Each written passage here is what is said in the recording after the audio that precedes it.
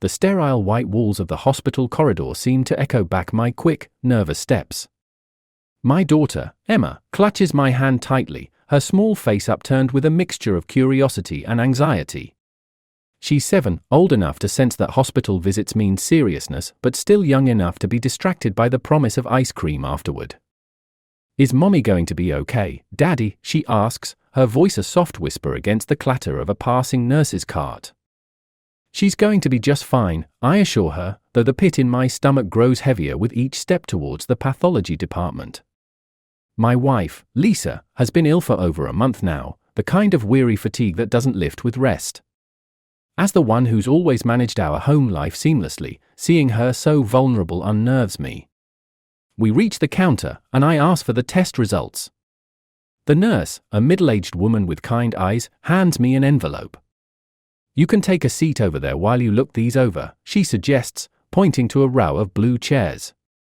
With Emma's hand still in mine, we sit, and I tear open the envelope. My eyes scan the documents, searching for something, anything that might give me a clue as to what's wrong with Lisa. And then, I freeze. The blood work isn't just about Lisa. There's a mix-up, Emma's results are here too. Curiosity piqued, I glance down at the paper detailing Emma's blood type, AB. A frown forms on my brow. Lisa and I are both type O, it's a genetic impossibility for us to have a child with type AB blood. My heart pounds against my ribcage, a rush of cold sweat prickles at my back. "Daddy, what does it say?" Emma's voice pulls me from my stupor. "Nothing to worry about, sweetheart," I manage to say, though my voice is barely a whisper. "Let's get you that ice cream, huh?" I force a smile, tucking the papers back into the envelope, my mind racing. The drive home is a blur. Emma chats about her day at school, oblivious to the storm brewing inside me. Every word she says reminds me of Lisa, of our years together, and how, in one moment, everything I believed could be unraveled by a piece of paper. When we pull into the driveway, Emma rushes inside, eager to see her mother. I follow, my steps heavy with dread. Reaching the bedroom, the sight before me confirms my worst fears. Lisa is there, yes, but not alone. They're tangled in sheets, barely clothed, the sheer betrayal knocking the air from my lungs. I'm motionless, shocked, then furious, a red-hot anger building inside me. With a swift motion, I pull Emma back from the doorway, covering her eyes. "Let's go, honey," I whisper, my voice strained. The world narrows to a tunnel of fury and heartbreak. I need to think. I need to act. But first, I need to protect my daughter from the truth of her mother's deceit. Front of the TV, I step outside, my phone in hand. It's time to call a friend, a lawyer, anyone. As the initial shock fades, a cold, calculated plan begins to form. Lisa has betrayed our family, and for that, there will be consequences. But first, I must shield Emma from the fallout. The ice cream promise forgotten, I now promise myself something far more serious: revenge. As the night unfolds, my mind races, plotting every possible move. Emma is asleep, her innocent face a stark contrast to the turmoil inside me. The house is silent, save for the occasional creak and whisper of the wind outside. I'm in my study, surrounded by darkness, the only light coming from my desk lamp. My phone buzzes, a message from my friend, Tom, flashes on the screen. "Got your message. Can meet tomorrow. 8 a.m. okay?" Tom's message reads. "Perfect," I reply, the gears in my head turning faster. The morning comes quickly. I drop Emma off at school, ensuring her routine remains unaffected by the chaos of our lives. At the cafe, Tom greets me with a firm handshake and a worried look. He's been my friend since college, a lawyer now, sharp as they come. "What's going on, Mike?" "You sounded urgent on the phone," Tom says, as we take our seats. I lean forward, words pouring out. "It's Lisa. She's not been faithful, Tom." The words taste bitter as they leave my lips. Tom's eyebrows knit together in concern. "I'm sorry, Mike. What do you need from me?" Advice. I saw her yesterday with someone else. And there's more, Emma's blood type. It doesn't match ours. I think Emma might not be my daughter. Tom's expression hardens as he processes the information. First, you'll need a paternity test to confirm your suspicions about Emma. As for Lisa, are you considering divorce? Yes, I answer, my voice resolute. But I want to plan this carefully. For Emma's sake. Tom nods, taking notes. I'll help you with the legal aspects. We need to gather more evidence if this goes to court.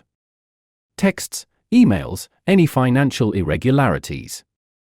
Understood, I say, feeling a semblance of control returning. Leaving the cafe, I head straight to the bank.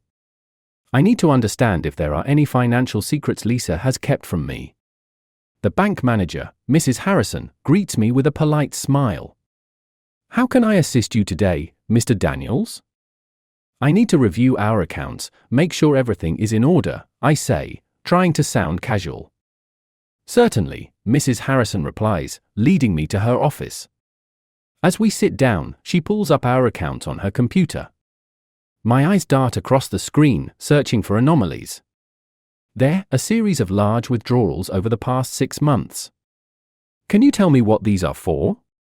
I ask, pointing at the screen. Mrs. Harrison frowns, scrolling through the details. It seems these were transfers to an external account. Do you recognize this account number? I shake my head, feeling a chill run down my spine. Lisa has been hiding more than just infidelity. Armed with this new information, I leave the bank, my resolve hardening. I will protect Emma, no matter what it takes. The drive home is a blur, my mind occupied with legal strategies and the next steps. As I pull into the driveway, I see Lisa's car, but there's another one I don't recognize. My heart skips a beat.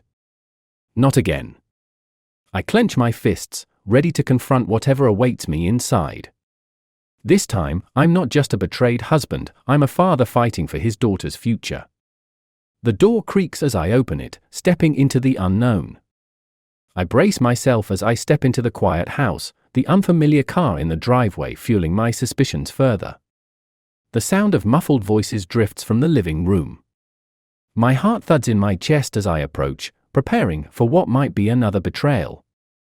Turning the corner, I see Lisa, not with a lover, but with an older woman and a man in business attire, documents spread out before them. The atmosphere is tense, heavy with unspoken words. Michael, you're home early, Lisa says, her voice laced with surprise and a flicker of something else, fear, perhaps. Who are these people? I demand, ignoring her greeting. This is Mr. and Mrs. Grant, Lisa introduces, her voice trembling. They're here to discuss an investment opportunity. I glance at the strangers, then back at Lisa. We need to talk. Alone. My voice is firm, brooking no argument. With a nod, Lisa excuses herself, leading me to our bedroom. Once the door clicks shut, the dam breaks.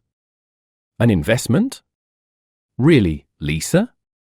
What's going on? I saw you with someone else, and there are unexplained bank transactions. And Emma, she might not even be mine. The words spill out, accusation and pain intermingled. Lisa flinches, her face pale. Michael, I can explain. Explain then, I shoot back, my patience thin. She takes a deep breath, her eyes meeting mine, filled with tears. The man you saw, that was a mistake. A terrible mistake. It meant nothing. But there's more. The Grants, they are not here for an investment. They're private investigators. Private investigators? I repeat, confusion edging out some of the anger. I hired them, Lisa confesses, wiping away a tear. After I got sick, I needed to know about Emma. About you? Me? What about me? I'm taken aback, the shift in narrative unexpected.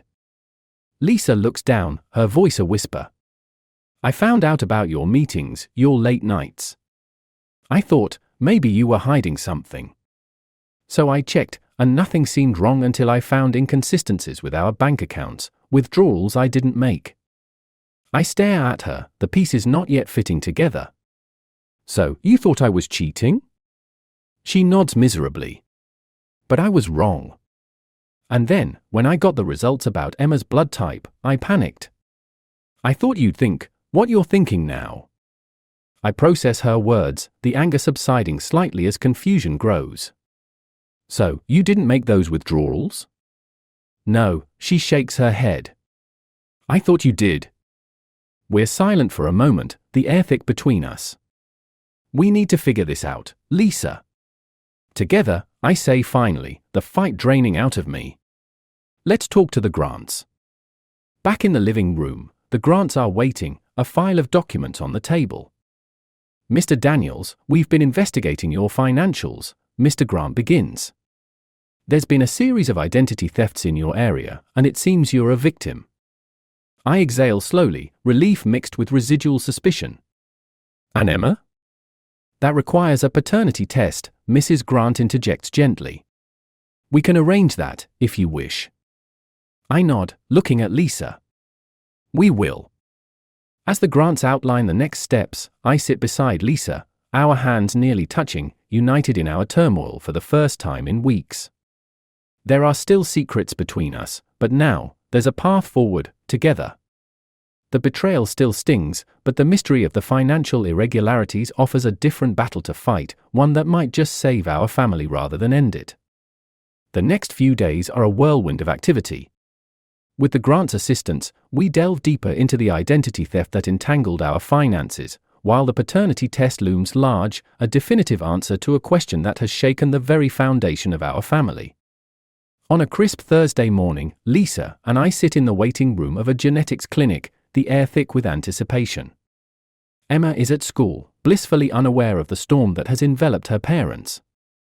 Lisa's hand finds mine, her touch tentative but seeking comfort.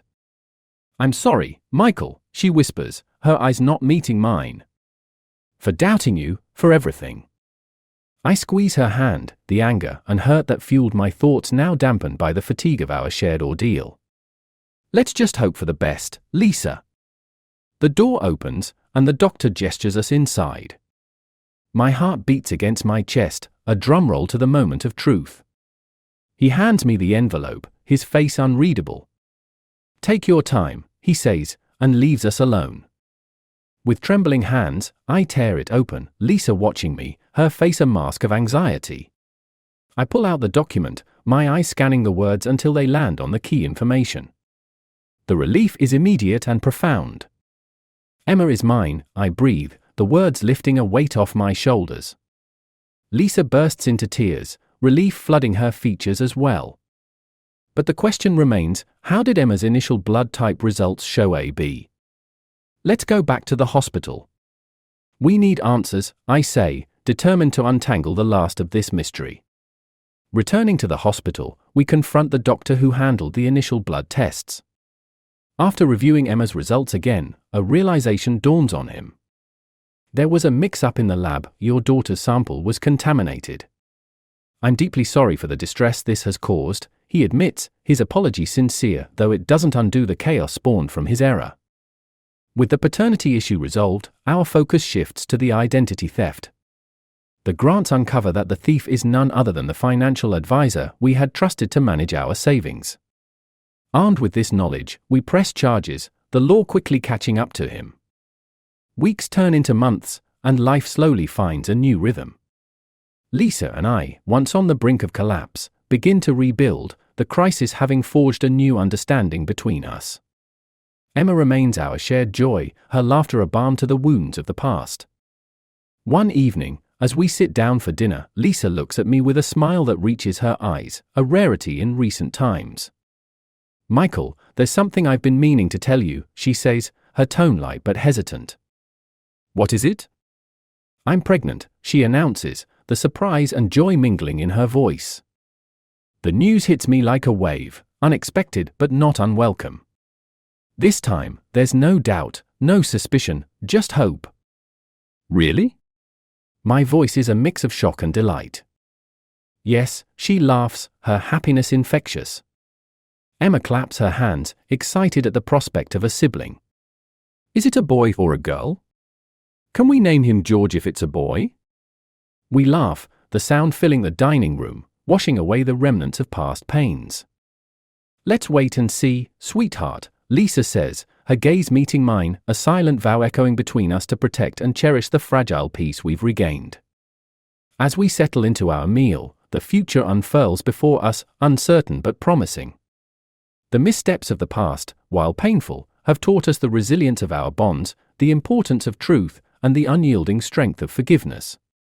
We were broken, perhaps, but now we are whole again, our family stronger for the trials it has endured.